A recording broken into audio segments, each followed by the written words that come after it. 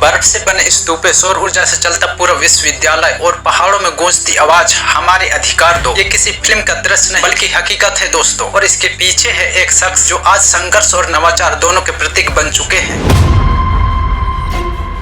अगर एक अकेला इंसान पहाड़ों के बीच खड़े होकर शिक्षा को बदल सकता है, अगर एक अकेला इंसान पानी की कमी को नवाचार से हल कर सकता है, तो सोचिए पूरा समाज क्या कर सकता है। जब सरकारें चुप हो जाती हैं, जब पहाड़ पिघलने लगते हैं और जब लोग हक से वंचित हो जाते हैं, तब एक आवाज उठती है सोनम वांगचुक की, वो आवाज जो नवाचार से भी लड़ती है और सत्ता से भी। संसदीय चुनाव में नंबर 1 और जिसने हिमालय के बर्फीले मैदानों को आंदोलन का मंच बना दिया। यह वही सोनम वांगचुक है जिसने भारतीय सेना के लिए ऐसे सौर ऊर्जा से चलने वाले टेंट बनाए जिनमें -14 डिग्री की ठंड में भी बिना कोयला डीजल चलाए सैनिक आराम से रह सके। ये सिर्फ नवाचार नहीं बल्कि देशभक्ति की मिसाल भी है, लेकिन आज सरकार उसे देशद्रोही बता रहा है और सोनम वांगचुक को 26 सितंबर 2025 को नेशनल सिक्योरिटी एक्ट के तहत गिरफ्तार किया गया और जेल में डाल दिया जाता है।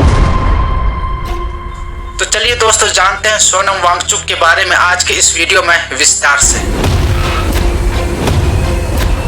सोनम वांगचुक का जन्म 1 सितंबर 1966 को हुआ था। वे अलची लद्दाख के निकट एक छोटे से गांव प्लेटोप को अलची क्षेत्र में पले बढ़े। बचपन में सरकारी स्कूल या संस्थान बहुत कम थे। 9 वर्ष की उम्र तक उन्होंने विद्यालय को नहीं जाना। उनके गांव में स्कूल ही नहीं था। माता पिता और स्थानीय माहौल ने उन्हें रूपरेखा दी। उन्हें जीवन के छोटे छोटे अनुभवों से सीखने का अवसर मिला। सोनम वांगचुक ने राष्ट्रीय प्रौद्योगिकी संस्थान श्रीनगर से मैकेनिकल इंजीनियरिंग की पढ़ाई की। इसके अलावा उन्होंने मिट्टी आधारित वास्तुकला अर्थात आर्किटेक्चर का अध्ययन किया। 1988 में इंजीनियरिंग पूरी होने के बाद उन्होंने सेकमोल यानी student educational and cultural movement of Ladakh की स्थापना की। सेकमोल का उद्देश्य था पारंपरिक अलग थलग शिक्षा प्रणाली को सुधारना, छात्र केंद्रित सांस्कृतिक रूप से प्रासंगिक शिक्षा देना, कार्य आधारित एक्टिविटी बेस्ड पद्धतियां लाना। उन्होंने सेकमोल कैंपस को इस तरह डिजाइन किया कि वह सौर ऊर्जा पर चले और जीवाश्म ईंधन का उपयोग ना हो। कक्षाएं, प्रकाश, हीटिंग आदि सब सौर ऊर्जा वितरित हो। इसके अलावा एक बड़ी ईंट आधारित रेमन अर्थ मिट्टी आधारित विंग बिल्डिंग बनाई जिसे पैसिव सोलर आर्किटेक्चर सिद्धांतों से डिजाइन किया गया। इस प्रकार सेकमोल ने शिक्षा सुधार और पर्यावरण अनुकूलन भवन निर्माण का समन्वय दिखाया।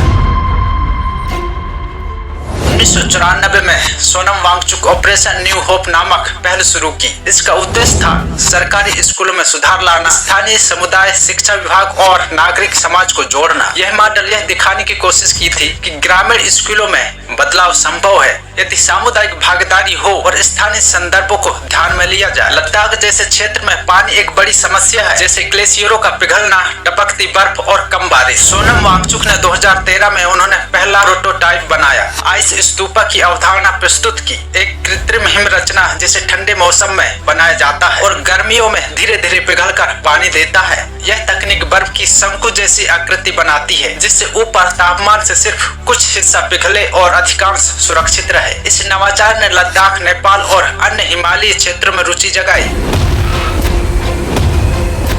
2021 में सोनम वांगचुक ने भारतीय सेना के लिए सोलर हीटेड मिलिट्री टेंट, सौर ऊर्जा से गर्म रहने वाले टेंट बनाए थे। ये टेंट -14 डिग्री सेल्सियस जैसी कड़ाके की ठंड में भी बिना लकड़ी, डीजल या कोयले के सिर्फ ऊर्जा से गर्म रहते हैं। इससे सैनिकों को दुर्गम इलाके जैसे कि सियाचिन, लद्दाख में गर्मी मिलती है और साथ ही पर्यावरण को भी नुकसान नहीं पहुंचता। इन टेंट्स को 2021 में भारतीय सेना ने बड़े पैमाने पर अपनाया भी। एक परीक्षण में बताया गया कि जब बाहर तापमान -14 डिग्री सेल्सियस था, तंबू के अंदर का तापमान लगभग +15 डिग्री सेल्सियस तक पहुंच गया। सोनम वांगचुक को सफल कार्यों के लिए अवार्ड भी दिया गया, जिनमें से जैसे 2002 में Ashok fellowship for social entrepreneurship दिया गया, 2008 में रियल हीरो अवार्ड से नवाजा गया, 2016 में रोलेक्स अवार्ड फॉर एंटरप्राइज से नवाजा गया और 2017 में global award for sustainable architecture से नवाजा गया और 2018 में रमन मैग्सेसे अवार्ड से भी नवाजा गया। सोनम वांगचुक ने शिक्षा और पर्यावरण की सीमाओं से आगे बढ़कर हक एवं न्याय की लड़ाई भी छेड़ी।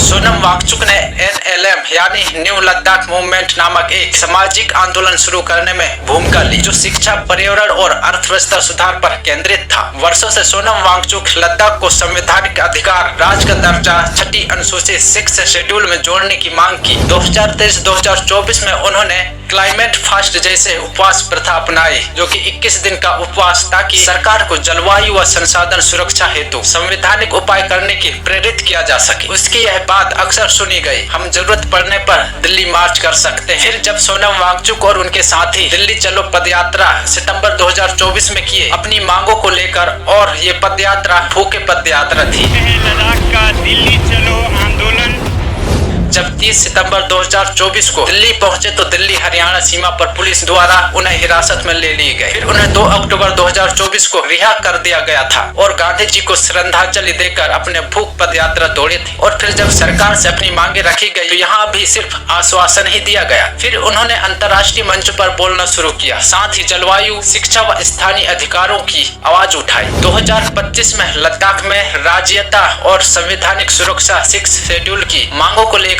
बड़े आंदोलन हुए। 10 सितंबर 2025 को उन्होंने एक अनिश्चितकालीन उपवास शुरू किया, यानी इंडेफिनिट हंगर स्ट्राइक शुरू किया,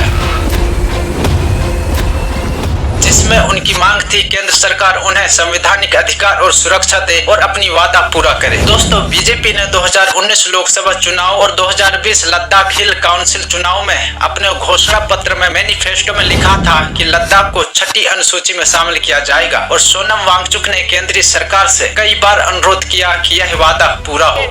जिले में यहाँ का सबसे प्रतिष्ठित चुनाव हुआ पर्वतीय काउंसिल का, हिल काउंसिल का, तो फिर पहले नंबर पर इस मैनिफेस्टो में यही मुद्दा है, constitutional safeguard for Ladakh under 6 schedule of Indian constitution. लेकिन इस बार के आंदोलन के दौरान हिंसक घटनाएं भी हुई। लेह में प्रदर्शनकारियों और पुलिस के बीच झड़पें हुई, सरकारी कार्यालयों में आग लगने की घटनाएं। सरकार ने उन पर आरोप लगाया कि उनकी प्रेरक भाषणों के कारण हिंसा हुई, लेकिन ऐसा नहीं था दोस्तों। सोनम वांगचुक ने अपने साथियों से अपील भी किया था कि किसी भी तरह का हिंसा नहीं करोगे, और फिर घटनाएं को देखते हुए अपने आंदोलन को खुद खत्म कर दिया था। ये मेरे 5 साल के कोशिशों को नाकाम कर देता है। अगर हम इतने सालों से अनशन कर रहे हैं, शांति से पदयात्रा कर रहे हैं, और फिर अंत में अगर हिंसा कर बैठे तो ये हमारा रास्ता नहीं है। इसलिए मैं फिर युवा पीढ़ी से हाथ जोड़कर विनती करता हूँ कि हम शांति के ही रास्ते से सरकार को कहें, और सरकार भी, मैं चाहता हूँ कि शांति के संदेश को सुने। दोस्तों, हिंसा तब होती है जब सरकार लंबे समय से लोगों की, जनता की मांगों को और अपनी वादों को पूरा नहीं करती है। शांति के संदेश को सुने।